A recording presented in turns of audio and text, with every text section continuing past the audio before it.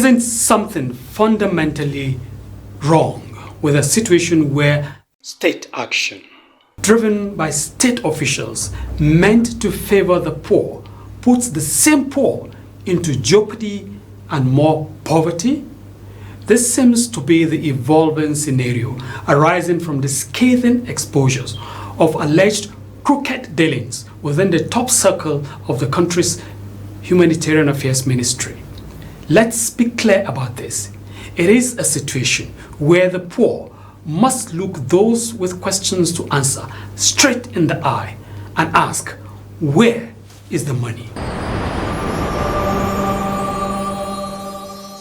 Right now, the Ministry of Humanitarian Affairs is just in a mess. Perhaps it is more apt to say the whole place is just a degenerate mess, self-inflicted and self-induced mess.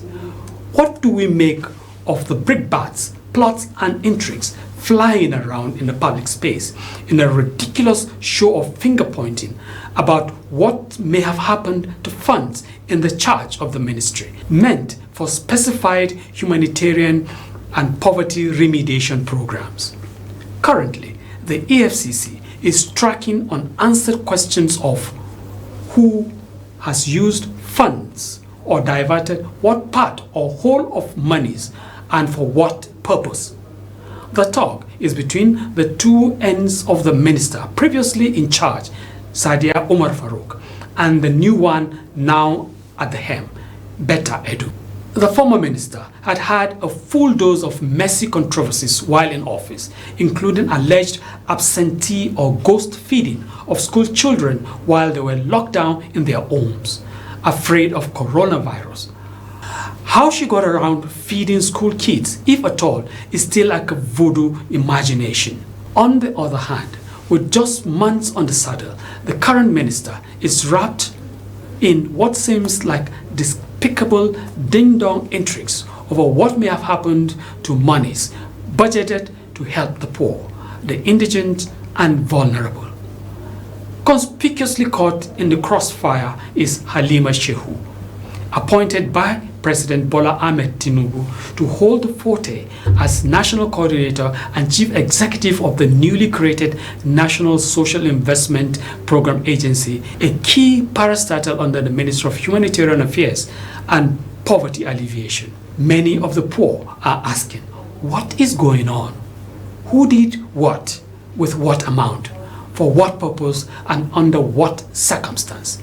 Yes, the AFCC has stepped in, and hopefully in due course, those who may have committed any infractions or engaged in any rogue activities may be fished out.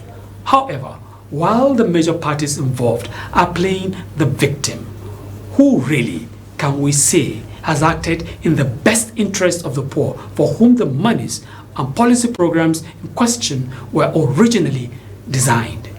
Huge funds were involved. Who breached procedure? Who abused privilege or process? Who helped himself or herself to what amount?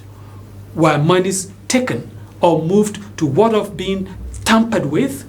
Or were monies diverted to private accounts for God knows what use? Who tampered or attempted to tamper with such budgeted funds?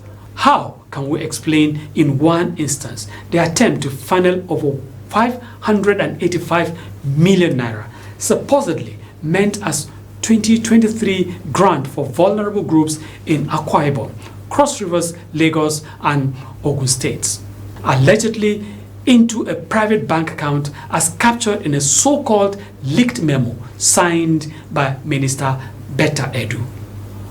How is the claim by the ministry that the leaking of the memo was the handiwork of mischief makers plausible, when in the first place it shouldn't have been written, given the clarification made by the Accountant General of the Federation that in line with established accounting procedure, no payment is allowed into individuals' account in the name of a project accountant. For this reason, the Accountant General confirmed turning down the request made via the memo in question, which originated from the minister.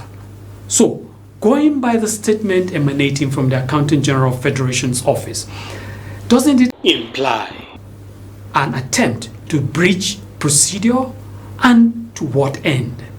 Besides, let me quote extracts from the Federal Government Financial Regulation. In Chapter 7, Clause 713, it states, and I quote, "Personal money shall in no circumstances be paid into a government bank account, nor shall public money be paid into a private bank account.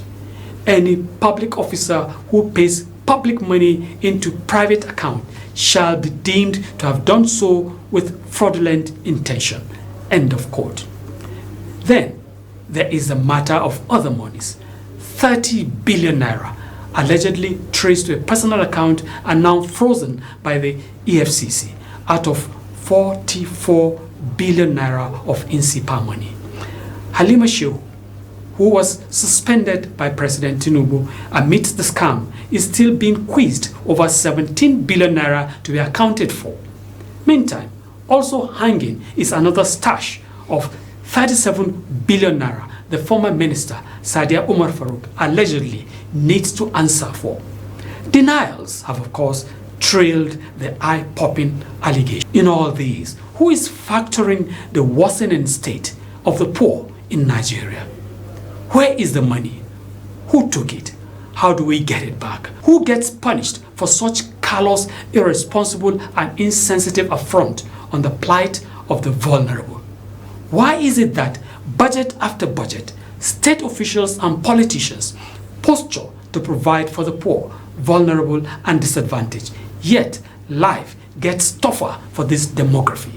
Why is it seemingly easier to fritter away resources meant for the poor? How do we have a Ministry of Humanitarian Affairs without humanitarian feelings?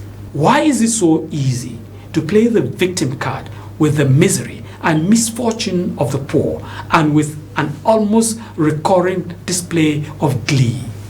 How can those involved not be troubled going to sleep after stealing from the poor, for the poor and vulnerable? Answers to these questions are what really matter. The rest is politics, pure and simple. Let's cut away from the cloak of glaring media trial and war. Let's also detach from self-serving interest groups falling over one another, each peddling their own version of what they have hatched up as the truth of the situation on ground, if we call it that. Given the intense interest generated in the matter in the public space, the federal government says it is carrying out a thorough and comprehensive investigation of the matter. Bayo Ononuga, Special Advisor to President Tinubu on Information and Strategy, confirmed the process is on, assuring appropriate action against any breaches or infractions.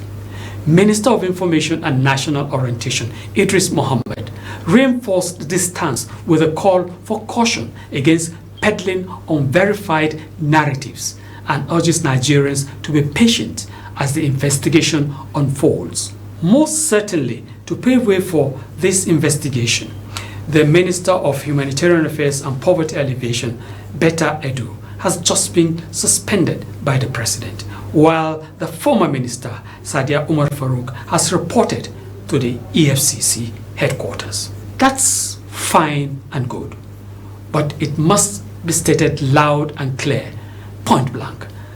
This matter should not go like others.